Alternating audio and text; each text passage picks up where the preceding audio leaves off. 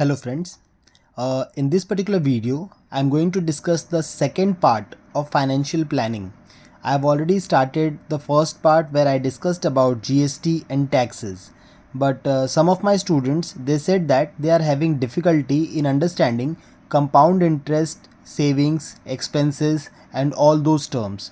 So I'm trying to cover up those topics in this particular video. Second thing, I would try to keep this video small with limited numericals so that I can focus more and more on them. Let's start this video. Now, before I start this video, as all of you know, for any kind of doubts or any difficulty which you face, you can always text me at this particular ID on Instagram, or this is my WhatsApp number where you can text your doubts. I would surely try to put more and more video solutions for that. Now here what we have is the topic which we are covering today is financial planning and banking. Financial planning and banking क्या होता है? Now first thing what I have written is financial planning, protection and growth of wealth. जब भी आपके पास पैसे होते हैं आप ट्राई करते हो उस पैसे को सही इन्वेस्ट करने का सो दैट इट ग्रोज, आपका वेल्थ ग्रो करता है. Now how to do that? Savings and investments. We also need to know that savings is the amount left when income minus expenditure.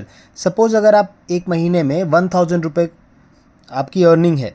Now if you are earning 1000 में से अगर 700 rupees आपके use हो गए, खर्च हो गए, एक्सपेंसेस में चले गए, तो आपके पास सिर्फ 300 बचता है. That is what your savings is. Always remember, numbers कुछ भी हों, बेसिक्स अगर आपका क्लियर है तो आप कोई भी क्वेश्चन सॉल्व कर सकते हो. So what ever your income is, जितना भी आप इनकम है आपकी, उसमें से आपको आपके एक्सपेंसेस को माइनस करना होता है. Then you get your savings. Clear? Now to understand how this works, suppose I have written a question. You are earning rupees 3,20,000. 3,20,000 आप कमा रहे हो आफ्टर पेइंग ऑल टैक्सेस. सारे टैक्सेस भरने के बाद 3,20,000 आपके पास है. ये 3,20,000 में से अगर आप ₹1,000 per month for insurance, if you are paying ₹1,000 per month for insurance, insurance में आप 1,000 रुपीज़ हर महीने इन्वेस्ट कर रहे हो, and 10% of your income in PF. You might be aware there is a thing called as provident fund. हर महीने जो भी आपकी सैलरी आती है उसमें से एक छोटा सा पार्ट आप उसमें इन्वेस्ट कर रहे हो. प्रोविडेंट फंड में आप 10% दे रहे हो अपने इनकम का. Put aside 250 per month for emergency. हम में से हर एक के घरों में ये सिस्टम फॉलो किया जाता है. 250 रुपीज़ पर मंथ हर महीने. जैसे यहाँ पर एग्जांपल 250 लिया है, ये नंबर्स चेंज हो सकते हैं. हमारा मेन फोकस है on the methods, how we are going to understand this. If you are putting up 250 per month for emergency, then what is the amount left for yearly spending. तो आपका last में कितना amount बचता है after whole year. Let's understand how this works. First here total insurance equals 1000 into 12, that is 12,000. अगर आप 1000 rupees per month insurance दे रहे हो तो पूरे साल के बाद 12,000 होता है. 10% इन PF, 10% आप PF में इन्वेस्ट कर रहे हो. आपका टोटल अमाउंट कितना है? 3,20,000. अगर आपको इसका 10% निकालना है, इट्स वेरी इजी, जस्ट एक ज़ीरो कम कर देना है यहाँ से. 10% निकालने के लिए हमेशा जो भी अमाउंट होता है, जो भी नंबर होता है, always reduce 1 0 from the end. So this becomes 32,000. 32,000 का आपका इन्वेस्टमेंट PF में जा रहा है. एमरजेंसी टोटल मैंने 3,000 क्यों लिखा है? 250 पर मंथ आप कर रहे हो, and if you are taking 250 per month, then you know that there are 12 months. 250 multiply by 12 you will do and you will easily get 3,000. जिसको डिफिकल्टी हो रही है 250 इंटू 12 करने में, 250 10 is 2,500 and 250 2 is 500. 2,500 plus 500 is 3,000. Next, what is the amount left with you? To know the amount left with you, you have to do the totaling, that is 3,20,000 जो आपका total था, उसमें से 12,000 आपने इन्वेस्ट किया, then आपने 32,000 invest किया, then आपने 3,000 इन्वेस्ट किया. इन तीनों को ऐड करना है. ऐड करने के बाद you will be getting a final answer. उस फाइनल आंसर को ये 3,20,000 से जब आप सब्ट्रैक्ट करते हो, then you get amount left. This intentionally I have not calculated, it's a very simple calculation, you all can do this. Now as I said, numbers will keep changing, basic formulas and logic remain same. Numbers जो भी आप use करते हो वो change होते रहेगा, उससे कोई प्रॉब्लम नहीं है, कितना भी डिफ़िकल्ट न्यूमेरिकल क्यों नहीं आ जाए. The only thing is that you should be focus on your basic formulas. Let's understand how compound interest works. I have covered compound interest because one of my ninth standard students have asked that they are having difficulty in financial planning. So I'm trying to cover up this topic. Now this particular topic might be done more in detail in ICSE or CBSE. This particular question I have picked up from a state board book. Let's understand. Suppose you invested 3,20,000 in bank. अगर आपने 3,20,000 rupees bank में invest किया है, your rate of interest is 10% compound interest. Compound interest है 10% के rate से चल रहा है. 2,40,000 is invested in mutual funds. आपने 2,40,000 उसी टाइम के लिए म्यूचुअल फंड्स में डाला. Gain after 2 years eight market rate is 3,05,000. How much you gain and where more profit is there? Let's understand the question again. 3,20,000 bank में invest किया हुआ है 10% के कंपाउंड इंटरेस्ट पे. 2,40,000 इन्वेस्ट किया हुआ है म्यूचुअल फंड्स में. 2 साल के बाद मार्केट रेट के हिसाब से 2,40,000 जो आपने म्यूचुअल फंड्स में डाला है, it is converted to 3,05,000. How much you gain and where more profit is there? कितना गेन कर रहे हैं और कहाँ पे ज़्यादा प्रॉफिट है.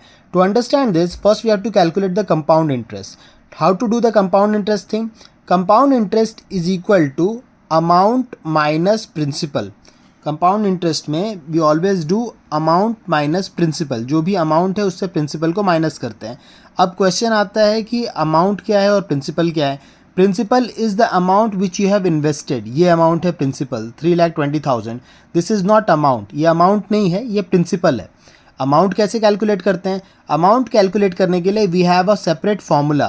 Principal bracket 1 plus rate of interest. ये 1 कांस्टेंट नंबर 1 होगा. 1 प्लस रेट ऑफ इंटरेस्ट आपको करना है.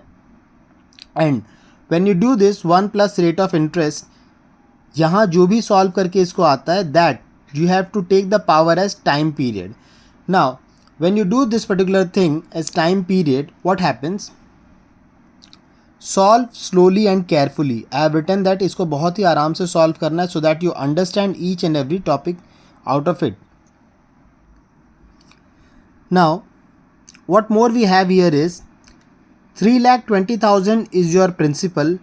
1 plus 10 by 100. 10 का रेट ऑफ इंटरेस्ट था. सो I have taken 1 plus 10 by 100 as given in this. And how come this power 2 comes? Because हमने ये 2 years के लिए इन्वेस्ट किया है. You can clearly see this is invested for 2 years. So I am writing 2 over here. Clear? Principal 1 plus rate of interest जो भी है, this will be there in bracket and power आएगा 2. Now how I have solved this? I have solved this in a way that I can clearly explain you. 100 multiply by 1, इन दोनों को मैंने पहले multiply किया. 100 into 1 is 100. 100 plus 10 is 110.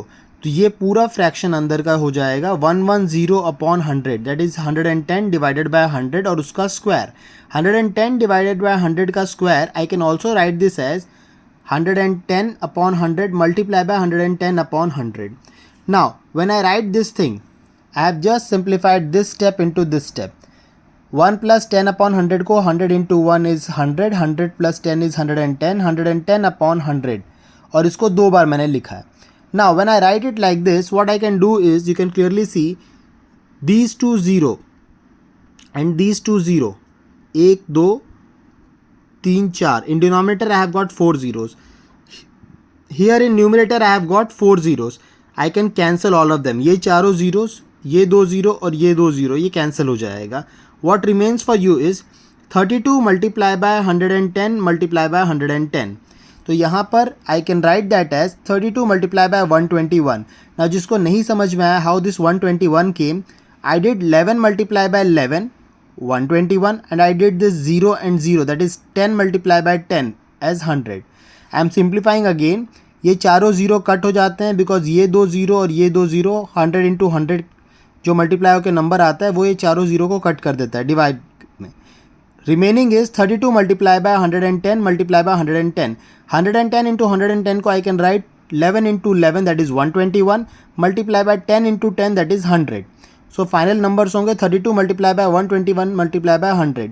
इन दोनों को multiply करके you will be getting a number as 3872 and 100 जब उससे आप मल्टीप्लाई करते हो तो आपका नंबर आएगा 387200. You can clearly see that. Now ये सॉल्व करके आपको मिलता है amount. This is what your amount is.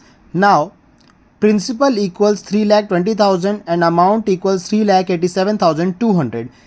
कैसे आपको मिलेगा आपका कंपाउंड इंटरेस्ट? कंपाउंड इंटरेस्ट के लिए you have to calculate amount minus principal. So here the amount is 3,87,200 minus the principal 3,20,000. Subtract करने पे you will be getting 67,200. This is your compound interest. But we also need to calculate what is the percentage of it. Now when we talk about percentage calculation, what we can do is percentage कैसे निकालते हैं किसी भी चीज़ का? Percent मतलब 100 में से कितना आता है, that's what we are asking. Percent means divided by 100. Here 67,200 we are gaining out of 3,20,000. 3,20,000 में से 67,200 हमें मिला. So this will be x upon 100. 100 में से कितना? We have to find this x. ये x फाइंड आउट करने के लिए 100 को यहाँ से यहाँ डिवाइड कर रहा है 100. We are shifting it on the other side of equal to. Always remember if a number is dividing on one side equal to, shift करने के बाद that particular number will multiply with this.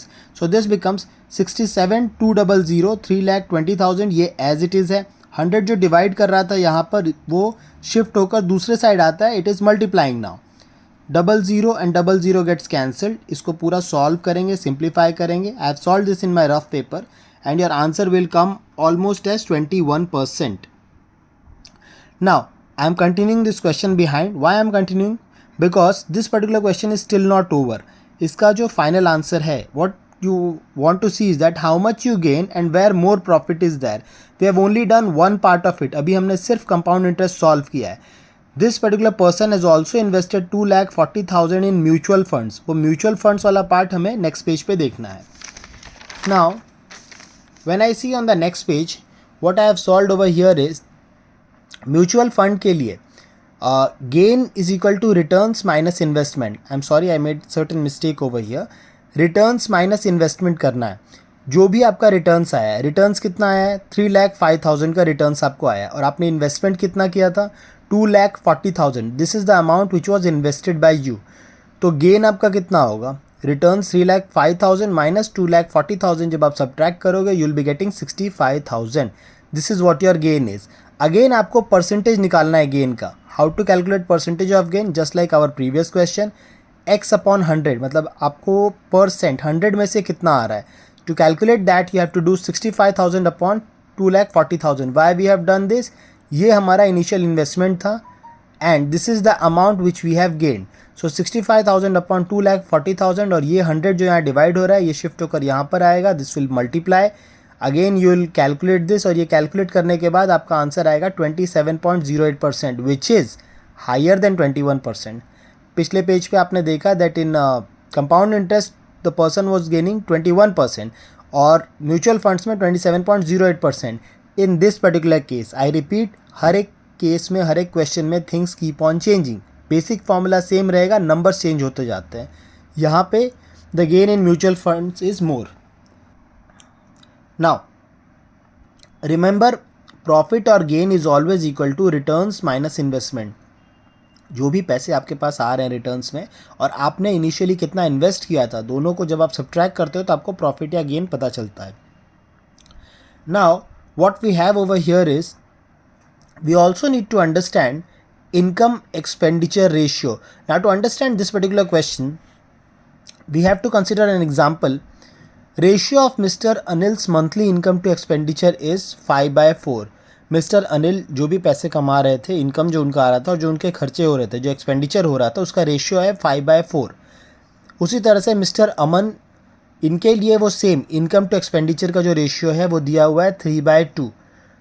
4% of अमनस monthly income, अमन के monthly income जितने भी पैसे वो कमा रहे हैं उसका 4% 7% ऑफ अनिल के मंथली इनकम के बराबर है. 4% अमन का जो मंथली इनकम है वो 7% अनिल के मंथली इनकम के बराबर है. If Anil's monthly income is 9,600. ये जो कट्स आपको यहाँ पे दिख रहे हैं, these are due to errors in the textbook. Solve करने के बाद आई नोटिस इट कि टेक्स्ट बुक में कुछ प्रिंटेड था प्रिंटिंग मिस्टेक्स थे. And this I am talking about 9th standard textbook of Maharashtra state board. So please जिनके पास भी ये क्वेश्चन आए वहाँ पे ध्यान देना, ये प्रिंटिंग मिस्टेक्स हैं.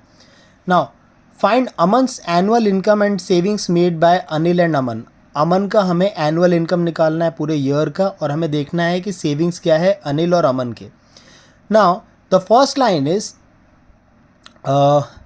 Previous page. हाँ, मैंने स्टार्टिंग में मेंशन किया था on the previous page in the very first line that savings is always equals income minus expenditure. जो भी आपका इनकम है उसमें से आपके एक्सपेंसेस को आप माइनस कर दोगे, you will be getting your savings. Anil के केस में इनकम और एक्सपेंडिचर का रेशियो दिया हुआ है 5/4. अमन के केस में the ratio is given as 3/2. Now what do you mean by ratio? Ratio क्या होता है? 5/4 का रेशियो मतलब some number multiplied by 5 and some number multiplied by 4. वो सेम नंबर जब मल्टीप्लाई करेंगे तो 5/4 आता है. टू अंडरस्टैंड दिस, जैसे we can consider 12/16. 12/16 when you cancel it you can write it as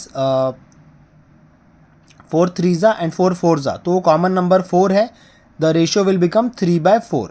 similarly 5/4 जो रेशियो, इसमें कोई कॉमन नंबर हम लेते हैं, यहाँ पर हम कॉमन नंबर लेते हैं x, so this will be 5x and 4x. Similarly यहाँ पर हम लेते हैं y, this will be 3y and 2y. तो what we have is that Anil का इनकम कितना दिया हुआ है? Anil's monthly income is 9600. So 5x equal to 9600 आ जाएगा. नाउ 5x का मतलब 5 is multiplying with x. x निकालने के लिए we have to take the 5 on the other side. यहाँ पे मल्टीप्लाई कर रहा है, will take it on the other side, it will divide. 9600 divided by 5 जब आप सॉल्व करोगे आपका आंसर आएगा 1920. नाउ सिमिलरली अगर 1920 x का वैल्यू मिल गया तो आप इजीली एक्सपेंडिचर निकाल सकते हो. To solve expenditure, what you have to do, you have to just multiply this particular number x with 4. 1920, when you multiply this with 4, you will be getting 4x. 4 into 1920 करोगे 7680 answer आ जाएगा. This is the expenses of Anil. Anil का income, Anil का expense and Anil का savings, all three are clear in front of you. Now, after this 4% of अमन's income, अमन का जो भी income है उसका 4% मतलब 4 डिवाइडेड बाय 100, 4%. और अमन का इनकम है 3y. You can clearly see Aman income ratio is given as 3 और हमने वो अननोन नंबर को y लिया है. This whole thing is equal to 7% of Anil's income.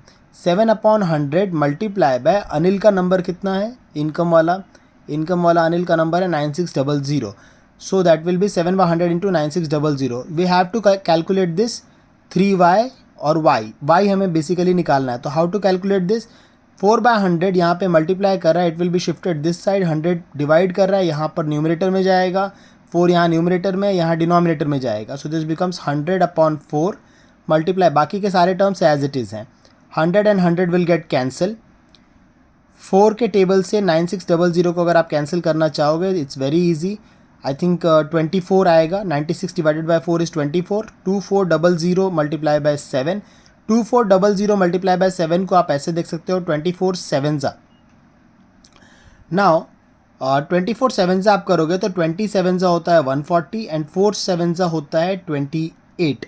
140 plus 28 is 168 and पीछे 2 ज़ीरोज़ आ जाते हैं. 16800. This is Aman's income. ये अमन का इनकम है. अमन की सेविंग्स कैसे आप निकाल सकते हो? इनकम माइनस एक्सपेंडिचर करके. एक्सपेंडिचर निकालने के लिए आपको 2y निकालना पड़ेगा. अगर 3y की वैल्यू है 16800 तो आप y की वैल्यू निकाल सकते हो 16800 डिवाइडेड बाय 3.